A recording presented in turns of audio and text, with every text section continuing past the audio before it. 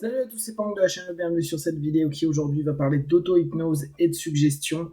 Ça fait un complément un petit peu à l'idée que je vous ai proposée sur la préparation mentale. En l'occurrence, cette notion par rapport à la suggestion de base. J'ai régulièrement des retours de personnes qui me disent voilà, je fais de l'auto-hypnose et j'ai pas l'impression que les suggestions fonctionnent sur moi. Je vais même plus loin.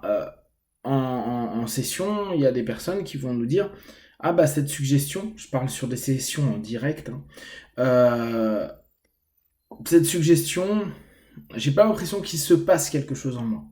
Alors je vous rappelle deux choses. La notion de transe nous amène à une haute suggestibilité, voire une hyper-suggestibilité, et une capacité de se focaliser. L'idée est donc, dans notre travail, de se focaliser sur ce qui est dit et de manifester potentiellement les feedbacks, les conséquences de la suggestion.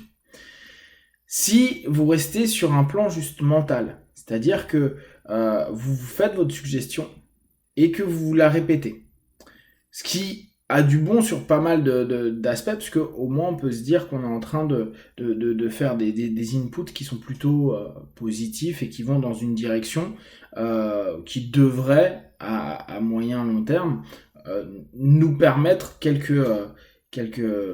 mieux-être ou quelques réussites. Par contre, c'est faire les choses à moitié. En gros, on se retrouve un petit peu avec le fonctionnement ancien qui était pas mal proposé par Murphy. Répétez-vous en boucle les suggestions.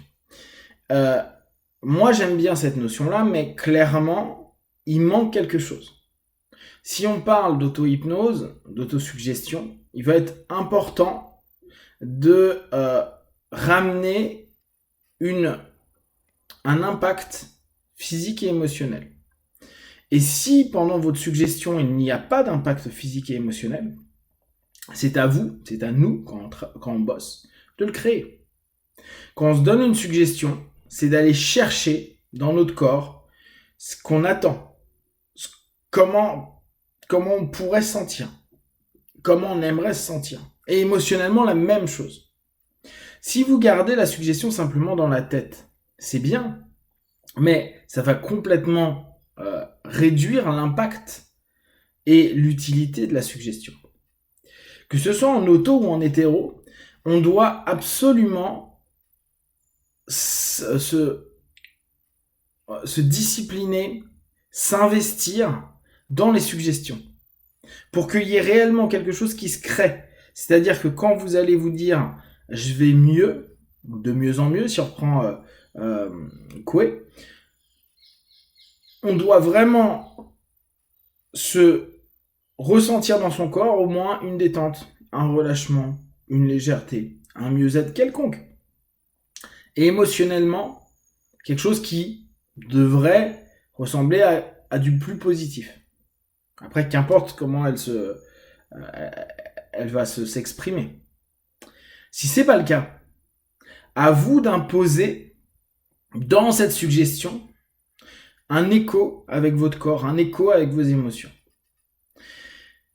C'est, je pense, un point qui est hyper différenciant entre les personnes qui font de l'auto-hypnose depuis très longtemps et qui font que dire oui ben moi je vais dans ma transe, je mets mon autosuggestion et je la répète 50 fois et je reviens de ma transe. Qu'importe ce qui s'est passé, je fais confiance à la transe en tant que telle. Pour moi, vu qu'il y a un état de focalisation et de suggestibilité, il doit y avoir un impact, un retour. Il doit y avoir quelque chose qui nous dit c'est bon. Et pas simplement je suis descendu, j'ai répété et maintenant advienne que pourra. Dès lors, on est beaucoup plus proactif à la fois dans la construction de sa suggestion, mais pas que la construction sémantique de sa suggestion, aussi dans la construction du ressenti de la dite suggestion. Et vu qu'on va être en transe et que logiquement ça va multiplier les sensations, les perceptions, l'écoute, etc., on devrait plus facilement pouvoir obtenir le retour attendu. Donc, je vous invite dans le processus que vous mettez en place en autosuggestion, à vraiment incorporer cette notion d'aller ressentir. Alors certains, les centres mentaux, souvent vont dire « Ah ouais, mais ça j'y arrive pas ». Eh bien c'est un effort supplémentaire à mettre en place. Ce n'est pas la transe par elle-même qui va automatiquement vous donner ça. Alors, encore moins en auto-hypnose.